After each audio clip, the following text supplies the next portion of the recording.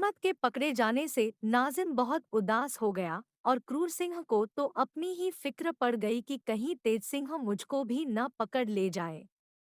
इस खौफ से वह हरदम चौकन्ना रहता था, मगर महाराज जयसिंह के दरबार में रोज आता और वीरेंद्र सिंह के प्रति उनको भड़काया करता। एक दिन नाजिम ने क्रूर सिंह को यह सलाह दी कि जिस तरह हो सके अपने बाप कुप्थ सिंह को मार डालो। उसके मरने के बाद जयसिंह जरूर तुमको मंत्री वजीर बनाएंगे। उस वक्त तुम्हारी हुकूमत हो जाने से सब काम बहुत जल्द होगा। आखिर क्रूर सिंह ने जहर दिलवाकर अपने बाप को मरवा डाला।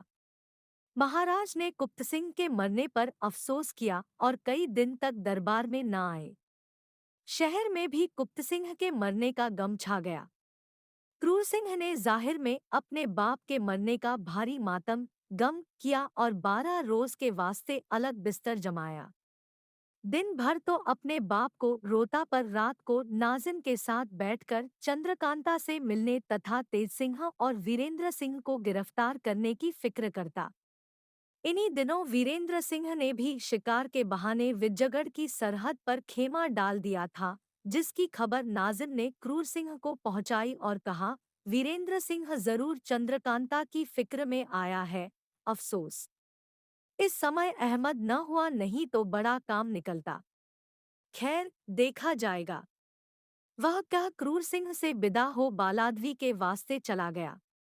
तेजसिंह वीरेंद्र सिंह से रुखसत हो विजयगढ़ पहुंचे और मंत्री के मरने तथा शहर भर में गम छाने का हाल लेकर वीरेंद्र सिंह के पास लौट आए। यह भी खबर लाए कि 2 दिन बाद सूतक निकल जाने पर महाराज जयसिंह क्रूर को अपना दीवान बनाएंगे। वीरेंद्र सिंह देखो, क्रूर ने चंद्रकांता के बाप को मार डाला।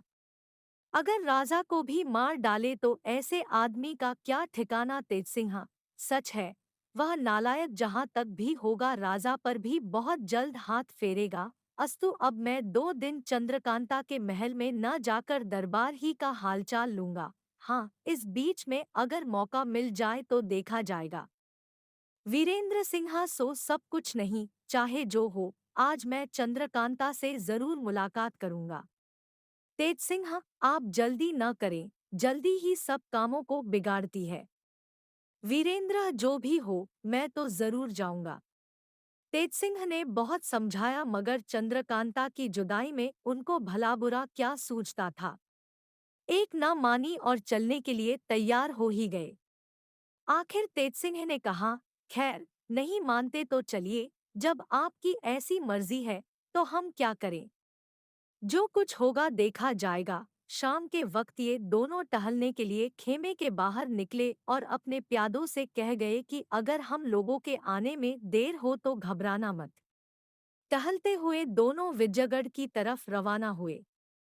कुछ रात गई होगी जब चंद्रकांता के उसी नजरबाग के पास पहुंचे जिसका हाल पहले लिख चुके हैं। रात अंधेरी थी, इसलिए इन दोनों को बाग में जाने के लिए कोई तरद्दुद न करना पड़ा। पहरे वालों को बचाकर कमंद फेंका और उसके जरिए बाग के अंदर एक घने पेड़ के नीचे खड़े हो इधर उधर निगाह दौड़ा कर देखने लगे। बाग के बीचों बीच संगमरमर के एक साफ चिकने चबूतरे पर मोमी शमादान जल रहा था। चंद्रकांता, चपला और चंपा बैठी बातें कर रही थी। चपला बातें भी करती जाती थी और इधर-उधर तेजी के साथ निगाह भी दौड़ा रही थी। चंद्रकांता को देखते ही वीरेंद्र सिंह का अजब हाल हो गया। बदन में कंपी होने लगी, यहाँ तक कि बेहोश होकर गिर पड़े। मगर वीरेंद्र सिंह की यह हालत देख तेज सिंह पर कोई प्रभाव न हुआ। झट अपने अयारी बटुए से लखलखा निकाल सुंघा दिया और होश में लाकर कहा, देखिए, दूसरे के मकान में आपको इस तरह बेसुध न होना चाहिए। अब आप अपने को संभालिए और इसी जगह ठहरिए, मैं जाकर बात कर आऊं तब आपको ले चलूं। यह कह उन्हें उसी पेड़ के नीचे छोड़ उस जगह गए जहां चंद्रकांता, चपला और चंपा बैठी थी। तेजसिंह को देखते ही चंद्रकांता बोली, क्यों जी, इतने दिन कहाँ रहे? क्या इसी का नाम मुरव्वत है? अब की आए तो अकेले ही आए। वाह, ऐसा ही था तो हाथ में चूड़ी पहन लेते। जवामर्दी की डींग क्यों मारते हैं? जब उनकी मोहब्बत का यही हाल है तो मैं जीकर क्या करूंगी, कहकर चंद्रकांता रोने लगी, यहाँ तक कि हिचकी बंद गई। तेज सिंह उसकी हालत देख बहुत घबराए और बोले, बस इसी को नादानी कहते हैं। अच्छी तरह हाल भी न पूछा और लगी रोने। ऐसा ही है तो उनको लिए आता हूँ। यह कहकर तेज सिंह वहां गए जहां वीरेंद्र सिंह को छोड़ा था और उनको अपने साथ ले चंद्रकांता के पास लौटे। चंद्रकांता वीरेंद्र सिंह के मिलने से बड़ी खुश हुई। दोनों मिलकर खूब रोए, यहाँ तक कि बेहोश हो गए, मगर थोड़ी देर बाद होश में आ गए और आपस में शिकायत मिली मोहब्बत की बात करने लगे। अब जमाने का उलटफेर देखिए। घूमता फिरता टोह लगाता नाजिम भी उसी जगह आ पहुंचा और दूर से इन सबों की खुशी भरी मजलिस देखकर जल मरा। तुरंत ही लौटकर क्रूर सिंह के पास पहुंचा।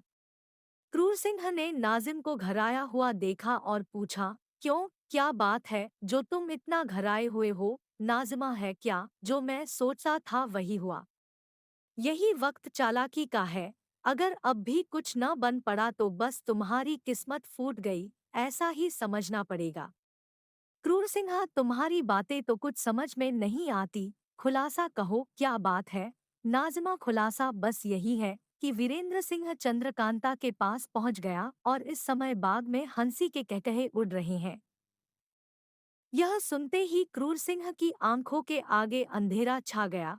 दुनिया उदास मालूम होने लगी। कहीं तो बाप के जाहिरी गम में वह सर मुड़ाए बरसाती मेंढक बना बैठा था। 13 रोज कहीं बाहर जाना हो ही नहीं सकता था, मगर इस खबर ने उसको अपने आपे में न रहने दिया।